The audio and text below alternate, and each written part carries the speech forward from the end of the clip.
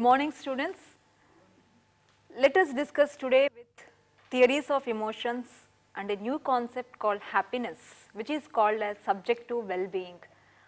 But before proceeding into the other components, let me just say different theories express different ways of understanding the emotions. Why these emotions take place, how these emotions take place. So, there are different views. Let us analyze with different theories and different views of the theories. One is common sense theory, that is every person's theory, every individual's theory. No one has proposed it, but which is what we are experiencing. Next comes the scientific theories called James Lynch theory of emotion. These are two different people who worked on how the emotions develop, how the emotions work, and they started with this kind of a theory. Then the second theory is Cannonbaugh theory. This Cannonbaugh theory, again there are two theorists who set a different perspective differing from the James Lynch. Then the third aspect is cognitive arousal theory. This cognitive arousal gave more importance to the cognitive component, and then they said it is not just the behavior, it is not just the environment, but it is something how you understand the situation. Then last but not the least, it is facial feedback hypothesis. That is ultimately what you are is reflecting in your face. So, these theories help us to understand what are the different views expressed by the different theories. The common sense theory says, just think of any experience. You have seen some stimulus, that is some situation. What happens in that situation? That is, imagine yourself in one stressful situation or one threatening or frightening situation. What happens in that situation? What do you do? Either you respond psychologically or physiologically. So, generally what happens is, once we are in the stressful situation, immediately our body reacts. Okay, I see a dog, I get stimulated, that is start perspiring, and then finally I start running. So, running comes later, but before that I analyzed, I am afraid, that is the psychological component came first and then the behavioral part. Okay, this is what the common sense theory states. But opposite to what this theory states is James Lynch theory. According to this theory, any stimulus produces physiological response. That is, the moment I saw the dog, immediately the arousal has come. What is this arousal? Why this arousal? That is, the fear started. I am afraid of the dog. The moment I see the dog, I am afraid of the dog, and then I started running away. So, first I ran away and then realized I am afraid of the dog, or first I am afraid of the dog and then started running away. So, when you analyze, there is slight deviation from the common sense theory. Okay. So, this here these people say sympathetic nervous system produces the bodily reactions like heart rate, dry mouth, palpitation, all these aspects. So, here these people, James Lynch said certain examples. I am afraid because I am aroused. I am feeling shy because my face is red. I am nervous because my stomach is aching. I think this is a common experience. Okay? We say like butterflies are flying in the stomach. Why you are feeling it under the nervousness state? Okay? So, because you are experiencing the physiological arousal, you are able to label the emotion. So, this is how the James Lynch theory says. I hope you agree with this. But everyone will have a different view. There are certain exceptions. Then Cannonbaugh, they slightly differed from the previous theories. They said emotions and the bodily arousal both occur simultaneously, cannot be differentiated. How can I assess whether my bodily reactions came first or my psychological reactions came first? It is very difficult to perceive those different emotions. And here they say, when the sensory input, that is when the moment you have seen some dog, information has gone to the nervous system, and the nervous system immediately send the information to the various organs of the body and also to the other aspects. So, my physiological arousal and my psychological arousal occurs simultaneously. When I look at the examination paper, not a single question which I know, immediately my face became red, I started crying. Which came first? Both the things arouse simultaneously. It is difficult to say that.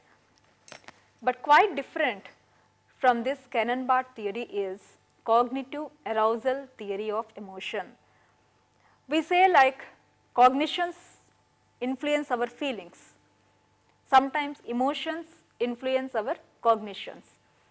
For example, like because you are students, probably might have experienced this. When you have come prepared for the exam, but still the moment you look at the paper, it becomes blank. So, do you give the blank paper and then come out of it? Generally, you do not dare that. But what is that you do? Cognitions, you are applying the cognition. Let me first check the questions which I can write something at least. The questions which I do not remember, I will think later. But where I can analyze the situations, where I can remember the classroom situations and recollect the classroom lectures and then attempt the answers, at least that part I will do it. So, you are trying to assure yourself, you are trying to use your own thought process to control your emotions. The moment you think in this way, what happens? At least you will make an attempt to write those questions which you can afford to write. Then once you start writing in the process, you gain the confidence. Slowly the other questions also you make an effort to write. This is called cognitive arousal theory. That is, we try to label the emotion. So, this is what the cognitive arousal says.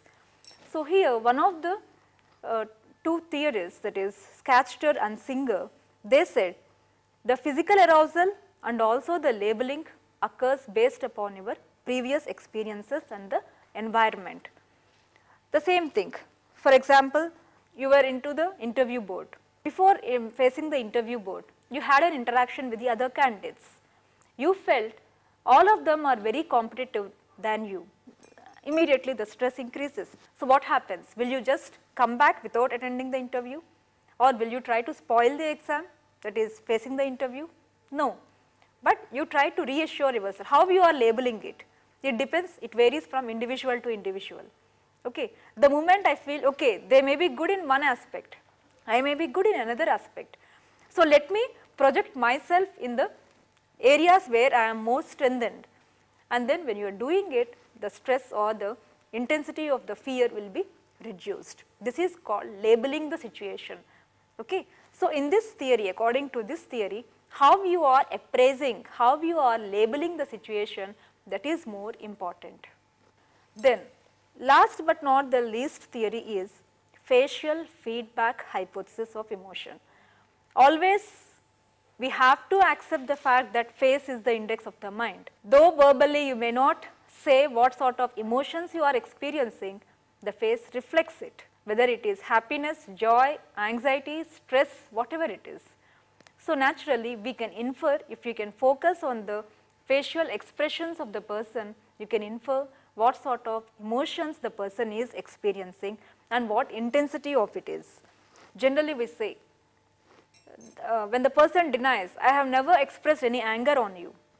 Actually, I should have shown your face in the mirror. Why do we say that? There is a saying, when the person is angry, if he looks himself or herself at the mirror, never in the life will he try to be angry.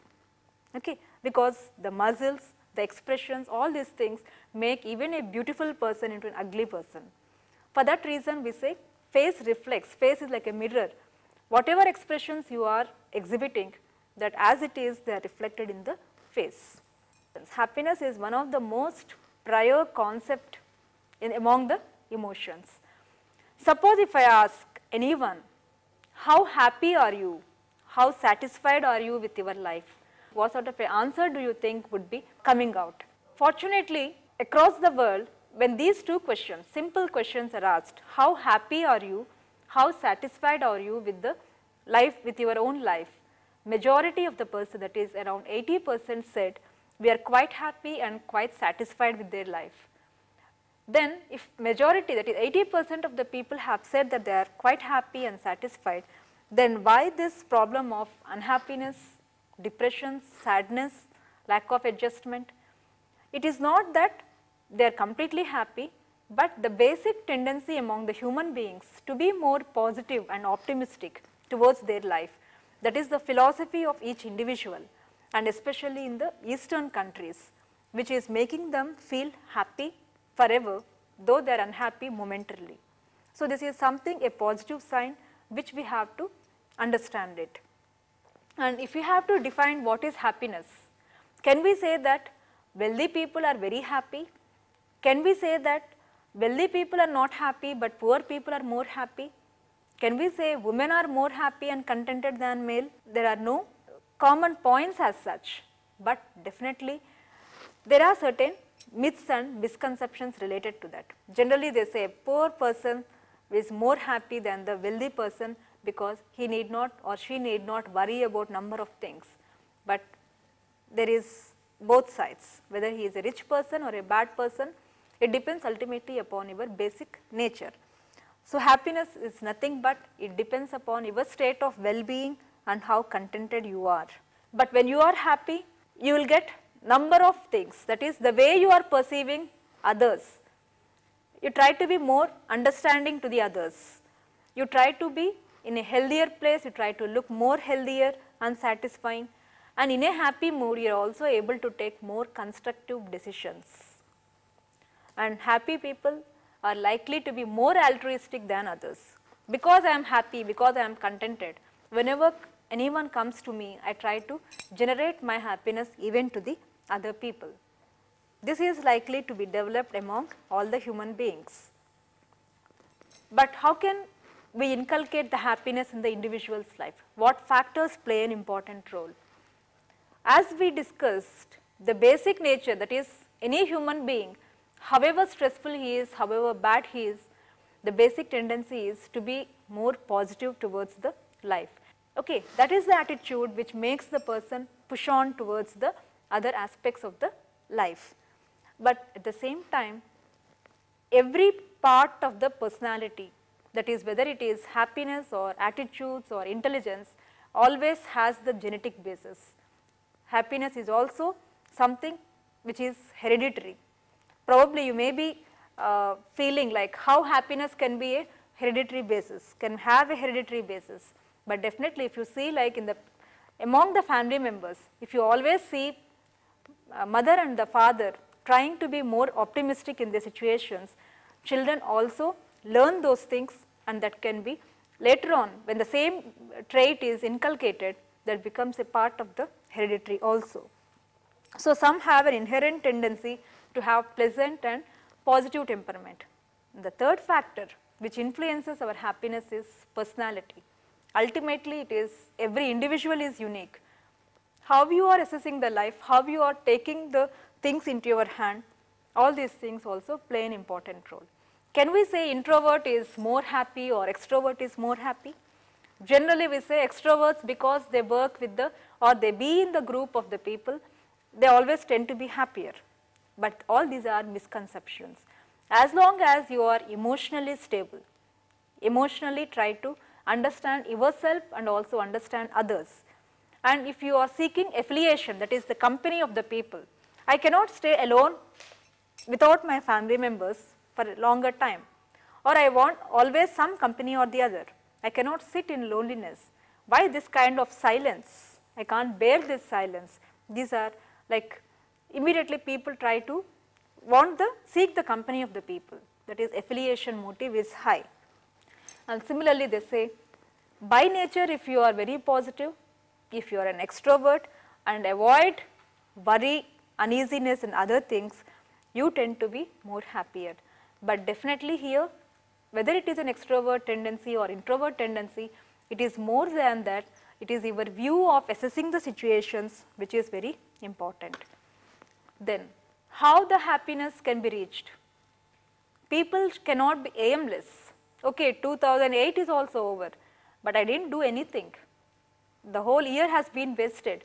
If you go on thinking where the problem is, okay, whatever happened has happened. Let me set some goals.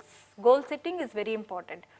Whatever I could not achieve all through these years, let me achieve at least some part of it in 2009.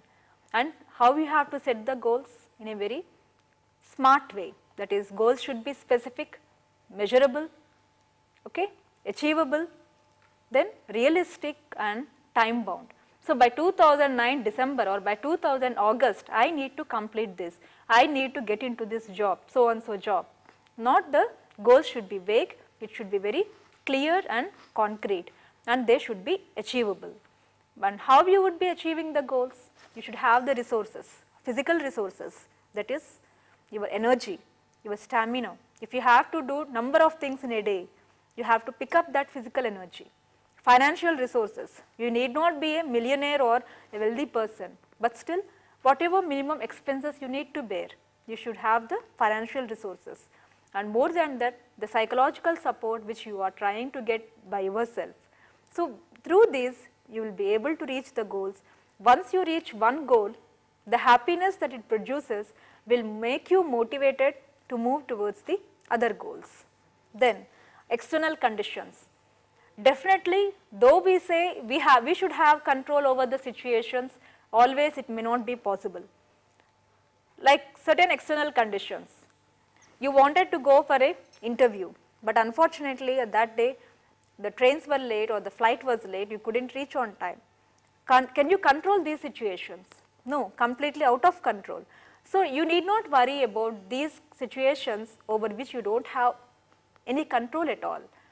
So, when you can reduce the significance of these conditions, the unsatisfaction or unhappiness which you get can also be lessened. So, there is one person by name Myers. He gave certain tips in his book on pursuit of happiness, how we have to inculcate this happiness in oneself. The moment one happy person is in this group, that happiness will be generated towards the other persons also. Similarly, if a very unhappy and depressed person is in the group, even if all the other people are very happy and contented, even they are bound to get depressed. So, the emotions have that complex impact on them. So, let us see certain tips to practice how to get this kind of a positiveness in our own life. Can you say that happiness comes only from success? The success definition itself is different. What you consider is a success may not be a success for me. Going to the foreign universities is only a success for one individual, but for the other individual, staying back here and then being committed to certain aspects is more a success. One point we have to remember is happiness will never come only from success. The definition of success varies from person to person. One of the important significant problems which the individual faces is lack of time management. We have number of things to do, but only 24 hours to complete it. So, a lack of proper time management, which is a very indisciplined attitude, which makes us slog throughout the day, but still we left out with incomplete work. So, properly allotting your work and the time. Then act happy, is that means lack of genuineness. It is not that as if even if there is no happiness, we are not asking you to act happy, but try to be. You may be having number of problems, but if you can ignore some problems at least at that moment, naturally the postponement of thinking about these problems will make you feel happy. Then what is that we are doing? Probably W.H. Davis quotation you might have learnt, you might have heard, there is no time to life to stand and stare. There is no time in the life to stand and stare at the nature or at any other good environments and the good human beings. So, cultivate your own space. You may be busy with anyone, you may be busy with your works, but every day at least half an hour or 20 minutes, if you can spare some time for your own leisure activities, that will generate the happiness, that you are not always working for the others, but you are also working for yourself. How many of you suffer with the lack of sleep? Naturally, when you are not having a proper sleep, when you are not resting your body, how can you remain happy? Naturally, that affects your mood, it affects your feelings, it affects your other physical reactions also. So, the proper sleep is required. Then giving importance to close relationships. Unfortunately, we are delimiting the importance of relationships in this busy, hectic life schedule. But ultimately, it is the emotions when you are in the company of your own fellow beings, when your own blood relationship, naturally that is a something different experience where you can forget all your other negative experiences. So, give importance to your close relationship. Focus beyond the self. Always it is not egocentric attitude, what I am going to get, what I should do, when will I get the reputation. It is not always I. It is always we, what can we do, what can I do for others, what is the benefit that the others can get out of me. So, it is thinking beyond the self, that is more into a self actualized way. Then keep a gratitude journal. Sometimes we are very bad human beings. We take the help of others, but we completely forget them. In times of emergency, we praise them as gods, without whose presence we wouldn't have come out of the situation. But after the incident, how many of us will really remember that incident? So, it is necessary, like it is not gratitude in the sense always you have to praise them, but okay, I am today here in this position because of so and so. Or he has helped me or she has helped me in times of pain. So, that kind of a remembrance will make you feel happy, and also you try to be more generous, more altruistic, more helpful towards the other people. Nurture your spiritual self. The self is not always materialistic self, the self is not always a social self, always wanting to be in the company of the people, or always wanting to achieve something or the other in the materialistic gains, but it should also be beyond all these things. It is nothing detachment. Spiritual self is not like going towards the detachment, but leaving the motive, selfish motives there, and then contributing something to the benefit of the others. But when you can learn this, when you learn all these tips, definitely happiness you can generate in your own being, and also you can generate in the others. There is one person who quoted, the hardest habit which is difficult to break is the terrible habit of happiness. Once you develop this habit of happiness, that is being happy, it is very difficult to break it, because the concept itself, I want to be happy, the view itself is within us, it is inborn. So, naturally when you make it a habit, it is very difficult to break and you can never be unhappy. So, this is a basic overall view about the how the emotions are developed, how the happiness can be analyzed, how the happiness can be understood, how it can be acquired. Ma'am, how many times is facial feedback hypothesis is accurate? We cannot say like any theory, whatever they say is 100% accurate, but most often the scientific investigations reveal our facial expressions are accurate, but unfortunately we do not see our own expressions. Expressions may be exaggerated, but the truth may be there, but we can definitely infer to what extent it is accurate. Accuracy will be there, the percentage will be differed. Ma'am, can you make clear about be beyond the self? To be happy, one strategy that can be used is going beyond the self. In the present cutthroat competitive world, always we think whether I am on par with others or not in the materialistic way regarding the career, it could be with regard to the children also. Sometimes the parents comparing, like their children are more blessed, they are more intelligent, or they are more able to get the good seats in good universities, whereas our children are not. But it is not always going around one person. You have to think beyond that. It is not the only you who is existing in the society. There are many people who may be requiring your help. What you can do for them, in what way I can helpful to them. So, that is the way you are thinking, not centered around yourself, but from the societal perspective. That may also, the moment you help even a single individual, a single child in times of emergency, definitely you will be very feeling happy, and that will continue even in the future. Okay? Let us just summarize whatever we have discussed now. There are different perspectives which explain about the emotions, emotional expressions. One of the most important theory is common sense theory, that is every individual is a naive psychologist, that is we infer a lot by observing. So, that is known as common sense theory of emotion. Then comes the James Lynch theory, where they say physiological arousal is more important compared to the psychological arousal, whereas the cognitive arousal theory, which is slightly different from the above theories, is how you appraise the situation is more important. And the last but not the least is facial feedback hypothesis, which states that we can infer the person's emotions by observing the facial expressions of an individual, and more or less they are found to be accurate assumptions about the emotions.